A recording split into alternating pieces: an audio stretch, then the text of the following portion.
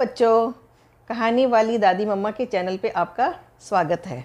आज मैं आपको स्कूल की एक कहानी सुनाने जा रही हूँ।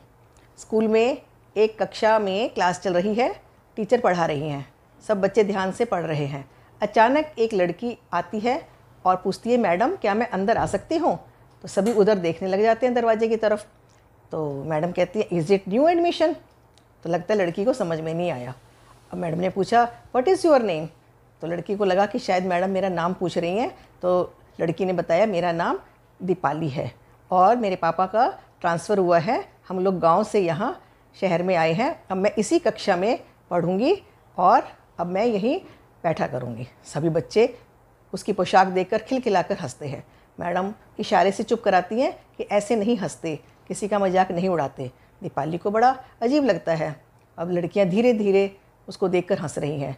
दीपाली ने सिर में तेल लगाया हुआ है, घर की चप्पल पहनी हुई है, बड़े साधारण से कपड़े पहने हुए हैं। तो मैडम ने सबको चुप कराया और कक्षा में कहा कि ध्यान से पढ़ो।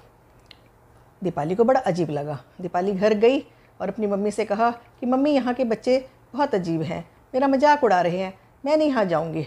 मम्मी ने समझाया कि बेटा शुरू शुरू में ऐसा ही होता है, नई नई हो, धीरे धीरे मन लग जाएगा, धीरे धीरे सहेलियाँ बनेंगी, सब लोगों के साथ मिलोगी जुलोगी, अच्छा लगेगा।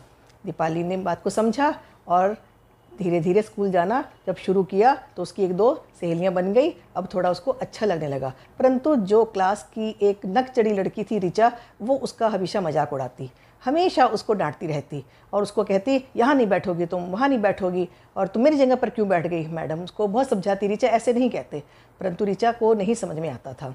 दीपाली को सब दूसरी लड़कियों ने समझाया कि चलो कोई बात नहीं, हम तो तुम्हारे साथ हैं ना। अब धीरे धीरे अब दीपाली का थोड़ा मन लगने लगा था। अब वो भी थोड़ी थोड़ी उन लोगों को जान पहचान बढ़ गई थी। अब गर्मियों की छुट्टी आने वाली थी तो 2 दिन पहले मैडम ने अनाउंस किया कि हम लोग कल पिकनिक पर जाएंगे। तो सभी बच्चों के मन में खुशी की लहर दौड़ पड़ी कि अरे हम तो पिकनिक पर जाएंगे, वाह बड़ा मज़ा आएगा, बड़ा मज़ा आएगा। तो सब लोग तैयारी करने लगे। मैडम ने बताया कौन क्या क्या लेकर आएगा, सब ने ये लेकर आना है, वो लेकर आना है। घर जाकर दीपाली ने बताया कि मम्मी मम्मी हम लोग कल पिकनिक पर जा रहे हैं और मैं भी पिकनिक पर जाऊँगी, मैंने कभी पिकनिक नहीं देखी, पिकनिक कैसी होती है? तो मम्मी ने कहा, हाँ हाँ तुम सबके साथ जाना और वहाँ मस्ती करना और मैं तुम्हारे लिए खाना बना दूँगी। तो सब लोग अगले दिन बच्चे मिले, परंतु जब ऋचा ने दीपाली को देखा, अरे ये भी जाएगी हमारे साथ पिकनिक पे, नहीं इसको मत लेके जाओ, मैं नहीं तुम्हारे साथ बैठूंगी। मैडम ने कहा, ऐसे नहीं कहते ऋचा, ये भी जाएगी, तुम दूसरी जगह बैठ जाओ और दीपाली तुम मेरे पास आ जाओ। ऋचा चुप हो गई। दीपाली को थोड़ा बहुत फील हुआ कि ये हर वक्त मेरे पीछे पड़ी रहती है। अब जब वो पिकनिक की जगह पर पहुँचे, सब लोगों ने अपना अपना कोई गेम खेला, कोई बैडमिंटन खेल रहा है, कोई अंताक्षरी खेल रहे हैं, सब बहुत मस्ती कर रहे हैं, सबने खाना खाया। दीपाली भी घर से आलू के पराठे और अचार लेकर आई थी, तो सबको बड़ा मज़ा आया। तो अब धीरे मैडम ने कहा कि काफ़ी वक्त हो गया है, अब पास में ही झील है, जिसने भी बोटिंग करनी है जाओ और बोटिंग करके आओ। तो दीपाली ने कहा मैं भी जाऊंगी। ऋचा फिर चिल्लाई कि दीपाली हमारे साथ बोटिंग में नहीं जाएगी। तो मैडम ने कहा एक बोट नहीं जाएगी, 2 बोट जाएंगी और जिसको बैठना है वो जा सकता है, परंतु एक बात का ध्यान रखना, कोई भी बोटिंग में मस्ती नहीं करेगा, उछल कूद नहीं करेगा, पानी गहरा है और सबको आराम से बैठकर जाना है। सब चले गए और जब 2 बोटिंग के लिए गई तो ऋचा तो बीच में जाके मस्ती करने लगी, गाना लगा दिया, वो तो नाचने लगी और वो नाचते नाचते बच्चों उसका बैलेंस ख़राब हो गया और वो अचानक पानी में गिर गई।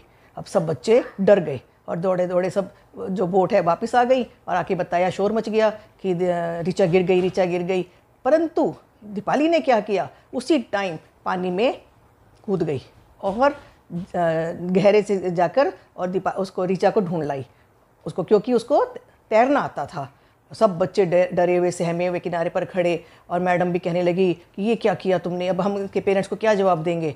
जब देखा कि दीपाली ऋचा को अपने साथ लेकर आ रही है और ऋचा बिल्कुल बेहोश है, उसको कुछ नहीं खबर, उसने बाजू में उठा रखा है और उसको जब किनारे पर लाकर लिटाया, इतने में डॉक्टर भी आ चुका था। डॉक्टर ने उसके पेट से पानी निकाला और जब उसको होश आया तो जब ऋचा ने आंखें खोली और जब उसको ये पता चला कि मेरी जान आज दीपाली ने बचाई है, तो उसको बहुत शर्मिंदगी महसूस हुई। तो वो कहने लगी कि सॉरी दीपाली, मैं हमेशा तुम्हारा मजाक उड़ाती थी, मुझे नहीं पता था कि तुम्हारा दिल इतना बड़ा है, तुम इतनी दयालु हो, तुमने मेरी रक्षा करी और आज से तुम मेरी नई सहेली हो और मैं तुम्हें आज के बाद से, अब गर्मी की छुट्टियां आ रही हैं, मैं तुम्हें इंग्लिश सिखाऊंगी और तुम मुझे स्विमिंग सिखाना, और हम दोनों आज से नई सहेली बनकर रहेंगे। जब दीपाली घर जाती है, मम्मी को बताती सारी बात, तो उसकी मम्मी कहती है देखो तुम्हें अब नई सहेली मिल गई है। बच्चों, कैसी लगी तुम्हें ये कहानी? तो जल्दी से अपने फ़ोन उठाओ, लाइक करना और शेयर करना, कमेंट करना, और जिसने अभी तक सब्सक्राइब नहीं किया वो सब्सक्राइब भी करना।